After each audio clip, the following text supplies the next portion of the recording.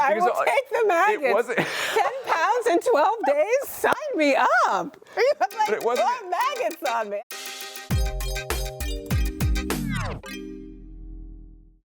Welcome to Couch Surfing, the show where our stellar guests look back at their big roles, their little roles, and everything in between. I'm here with Joe Mazzello. Joe. Hello. Hello. How ready? are you? No. No. Let's see what's on. Come on, this will be awesome. Maybe. Who's that little one? He's beautiful. He has a blossoming career. I haven't aged a day. Beloved radio flyer. Radio flyer. Look at little Elijah Wood. Oh, crushing it. But to get the role, what actually happened was it was Macaulay Culkin was going up for the older role, for the Mike role. Really? And Elijah Wood was actually going for my role. He and I were competing for Bobby. And then at the last second, there were a couple other people there. The last second, Dick Donner, the director, said, "Hey, Elijah, why don't you try to play the older role so you can do that opposite Joe?" Because I was the youngest of the group. And then he grouped us both together, and we're the ones who went out and got the job together. And so then, yeah, we became brothers. But this was my first huge movie. This is the reason that I love making movies. This is the reason I love being an actor. This is the reason I wanted to become a director. This is Dick Donner. Dick Donner would shout through every single take of everything that we did, even these emotional moments. He'd be like, Joey, put the microphone in your other hand, Joey. He had this booming voice, Dick Donner. Like he did Goonies, he did Superman, he did everything. I know who he is. He'd be like, pet the dog, Joey. No, yeah, let the dog kiss you, Joey. And you'd be like just trying to like do everything while still, it was actually really great because you like sort of kept your focus, and it trained me as an actor to sort of not get distracted by all these things sort of coming at you. Let's go. Ready? Yeah. I don't know this one. Oh, you don't? I don't know it either. It looks utterly unfamiliar to me. Have not seen it. There's a great meme I saw online once of this moment here when just around this moment, it's coming, we gotta wait for it. The meme was running into your ex, be like.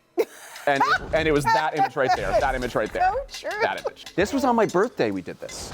This was your birthday? This was my birthday. How old did you turn on set? I turned 9 years old. So you turned 9 on the set of one of the biggest blockbusters in film history. Yes, I did. Happy birthday. And what happened, I actually got injured on this day. What happened? I was running into the freezer here, and we did it 1,000 times, and the Raptor was on wheels. And whoever was controlling it lost control. And so when I was supposed to go to the left, it was supposed to go to the right. And I went left, and I turn around, and it's on the wheels, and it goes left with me. And its claws were metal. And so it actually hit me in the forehead. And I was knocked down, I was dizzy, and that was the moment Steven Spielberg decided to sing Happy Birthday to me. And he was like, okay, this is as good of a moment as any. Happy birthday and the whole. Where am I? And this is Steven Spielberg in a nutshell, right? Spielberg right after that goes, Joey, because he called me Joey, do you think we could do it again? Because he's such a pro. He is always about making sure that like the movie comes first. No, we can't do it again. I have a concussion. Thank you. I know. I tried to stand up and I was a little dizzy. You're like, okay, we're done for the day. We're good. I think we got it. Okay. Up next. Say Douglas. Oh, guys, now we gotta cry and stuff? Yeah, I mean, you got Tony Hopkins right there. I told him you would write in his Narnia book. Do you mind? No. Oh my goodness, I became obsessed with these Narnia books. Douglas Gresham is the person I played, who was C.S. Lewis's adopted son, right? So I'm playing my first real person in this, and he was on set all the time, and I didn't read anything. I was like a TV kid. So what was that like for you, having him hovering on set? It was fun. It was crazy, right? It's like another one of these very unique new experiences for me as a kid where it's like, wow, I'm actually playing a character. I'm playing someone who is real. I didn't have to do like an impression of him though, because, you know, at the time he's a 50-something-year-old man and I'm playing a 10-year-old boy. And so I could still make it my own, but I got a huge compliment from him because there's a really, you know, there's a big scene in this movie is Anthony Hopkins and him sit together and they cry together over the death of his mother, his wife, my mother. And he came up to me after that and he said, that is exactly how I remember it. It was beautiful.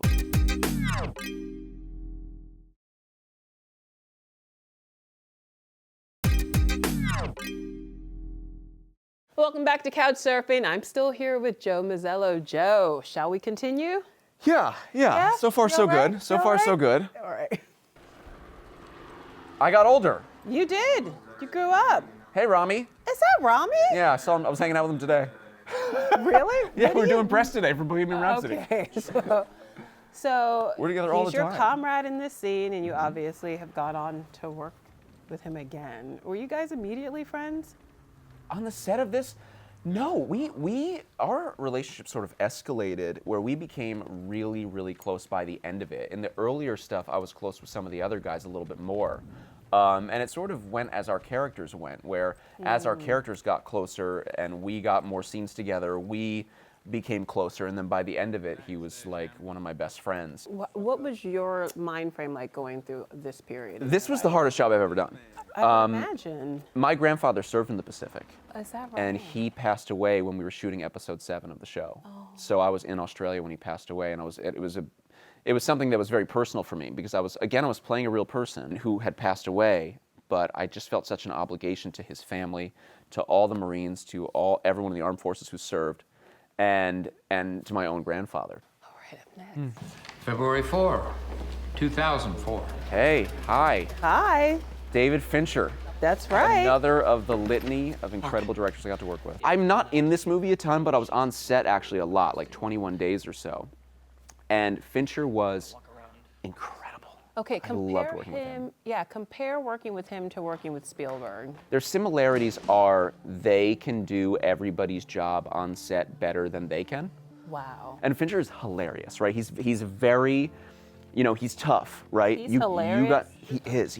I've he is never one heard of the, that about him. He is one of the funniest people I've ever met. He cracks me up on set, but he asks so much of people, and it's because he knows that if called upon, he could do it.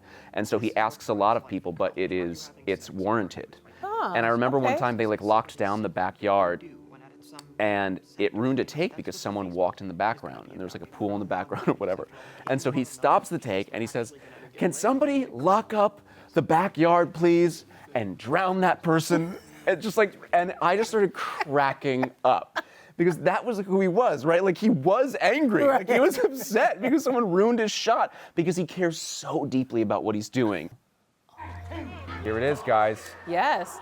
Your directorial debut. You also wrote the film, co-produced, starred in it. I mean, that's a lot of hats to wear. Yeah. But it sounds like this is something that you'd always wanted to do. Always. Yes. I saw an interview of myself when I was on the Today Show when I was doing Jurassic Park, and I talked about how I wanted to be a director even back then. And it's based on your brother's own experiences based on- trying to make it in baseball, right? Absolutely, Okay. yes. My brother was a very talented baseball player. How did he react to the film? He's in it. He's in the movie. He's in this scene. He came out to LA, and I was like, wait a minute, you're SAG, because we all did some acting as kids. That's right. And so we're like, John, suit up. We'll put you in a uniform, we'll put you on the other team, and we'll give you a line in the movie. And so he's actually in the film with me. And it was a very, very, very cool moment. We're even in a shot together somewhere in here. Oh, that's very cool. Yeah, it was really awesome. But yeah, it just came from a story that my dad had told me about my brother's experience in this insane game that he played. He got his draft card, but he didn't get drafted. That's like being invited to the draft. So he was one step away from getting drafted. And this was a game that was just sort of played in a summer league that literally couldn't have mattered any less. And it became the most important game of their lives because of where it took place. This moment of well, now what do we do with our lives? When you've dedicated 15 years of your life to a dream that doesn't come true, then what?